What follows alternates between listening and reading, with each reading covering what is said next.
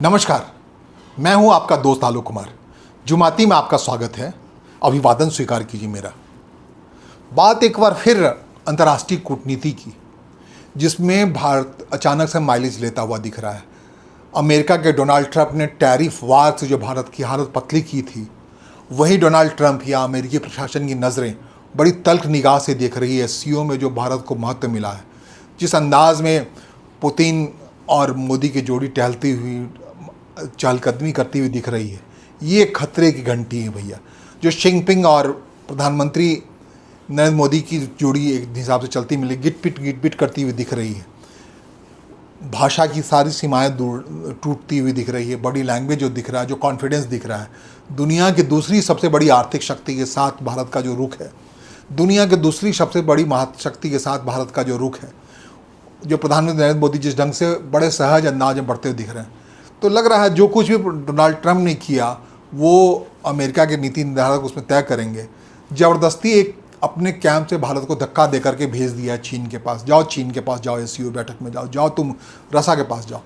तो जो एक गणित बनती हुई दिख रही है, छोटी सी बात से कौन सी बात हुई। जैसा कि हमने पिछले बुलेटिन आपको कहा कि मसला था नोबेल प्राइज़ लेने का। नोबेल प्राइज़ के चक्कर में तुमने एक भारत जैसे देश को, दुनिया की जो सबसे बड़ी आबादी वाला देश है, आपने दुनिया की सबसे बड़ी आबादी है, सबसे सस्ता लेबर वाला देश है, जहाँ सबसे सस्ता उत्पाद होता है, सबसे क्रेडिबल उत्पाद जो बनाया जाता है, चाइनीज़ उत्पाद नहीं बनता है, जो क्वालिटी कंसियस तरीके से बनाया जाता है, उस उत्पाद के ऊपर आपने टैरिफ लगा दिया, 50% टैरिफ लगा दिया, सिरदर्दी बढ़ा दी। उसके पास उसको धक्का देकर आपने कहा जाओ कुछ और विकल्प ढूंढो।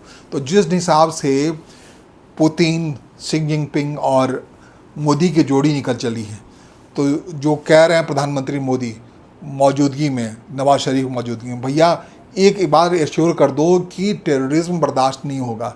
जीरो टॉलरेंस अगेंस्ट टेररिज्म की बात अगर मानने को तैयार हो तो पाकिस्तान भी साथ आ जाओ, कोई दिक्कत नहीं है मुझे। साथ आ जाओ, पूरा दक्षिण हिस्सा जो भारत का, दक्षिण कित्ता जिसको कहते हैं पाकिस्तान की भाषा में, उर्दू में कहते हैं कि जो दक्षिण कित्ता है ध्रुव दुनिया का, वो सब साथ हो लो। जब वो साथ हो लो तो बिल्कुल अकेला पड़ जाएगा ईयू जो अपनी ताकत दिखाता है, जो अमेरिका अपनी ताकत दिखाता है। तो पूरा उसमें जब दक्षिण कित्ता को साथ लेने की बात होगी तो पूरा अफ्रीकन कॉन्टिनेंट होगा, जिसमें कि जो वंचित लोग हैं वहाँ बहुत बड़ी आबादी, उसी में सबसे ज़्यादा गुंजाइश है आर्थिक तंत्र के जरिए उनके विकास की। वहीं सबसे ज़्यादा इन्वेस्टमेंट का फ्रूटफुलनेस होना है। इसके अलावा ब्राज़ील जैसा देश है, बड़ी आबादी वाला, विशालकाय आबादी वाला देश है, अमेरिकन कॉन्टिनेंट का हिस्सा है, वो सब साथ हो लो। भारत सबसे बड़ी आबादी है, जैसा कि हमने कहा, सब साथ मिल लो। जहाँ लोग होंगे वही जीत होगी, जहाँ सोच होगा वही जीत होगी। तो इस हिसाब से जो गठजोड़ बनता दिख रहा है, ये हदस तो पैदा किया ही होगा अमेरिका के अंदर, डोनाल्ड ट्रंप के अंदर। वो फिर से पुनर्विचार करने की स्थिति में आए होंगे ज़रूर कि बीते 25 साल से जिस तरीके से अमेरिकी प्रशासन ने कोशिश की, कदम दर कदम बढ़ाया, चरणबद्ध तरीके से आगे बढ़ते हुए भारत को अपने खेमे में लाया, वो जिस डर से लाए थे वो डर बना हुआ है, बरकरार है। एक बार फिर से भारत उछल कर चीन के उसी पाले में जा रहा है, जिसमें दुनिया के नंबर 1 आबादी वाला देश भारत और दुनिया के नंबर 2 आबादी वाला देश चीन, दोनों साथ हो जा रहे हैं।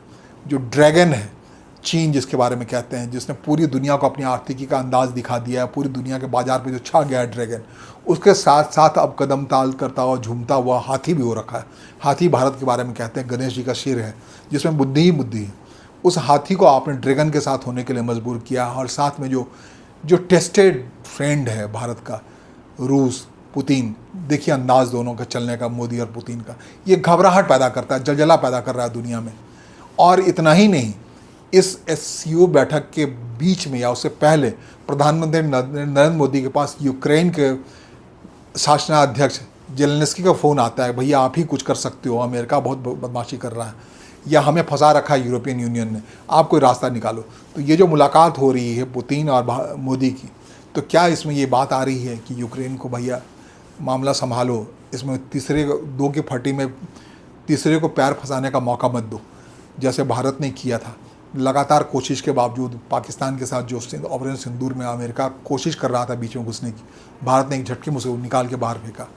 तो ये संदेश जरूर पुतिन को दे रहे होंगे नरेंद्र मोदी कि ऐसा रुख अपनाओ, कोई अलास्का मिलने उलने की ज़रूरत नहीं है, दोनों मिलकर बात करो, विवेकशील तरीके से जो कुछ है मामला को सुलझाओ, ख़त्म करो। ये जेलेंस्की का संवाद जरूर पुतिन को शेयर कर रहे होंगे प्रधानमंत्री नरेंद्र मोदी। दुनिया को एक बड़े विभीषिका से बचाने की कोशिश कर रहे होंगे, जो लगातार 3 साल से यूक्रेन वार चल रहा है। हर जगह हिंसा, बम विस्फोट, सारे आयुध का भंडार खाली किए जा रहे हैं। यूरोपियन यूनियन इसलिए लगा पड़ा है इसमें कि उसको हथियार बेचना है। अमेरिका इसलिए लगा पड़ा है, उसको हथियार बेचना है। अब मरने वाले कौन हैं? यूक्रेन के लोग हैं, मरने वाले रूस के लोग हैं। मरे कोई और मजे ले कोई और। तो इस सूरत को समझाने की कोशिश कर रहे हैं पुतिन को मोदी जाहिर तौर पे। हो सकता है एससीओ की इस मुलाकात के बाद, बैठक के बाद एक रास्ता निकले यूक्रेन और रूस के वार के समाप्ति का भी। तब आप सोच सकते हैं कि इस सीन को देख के, इस नज़रिए को देख करके क्या बीत रहा होगा डोनाल्ड ट्रंप पे, जिन्होंने बिगाड़ मोल ले लिए भारत जैसे देश से। नमस्कार, धन्यवाद।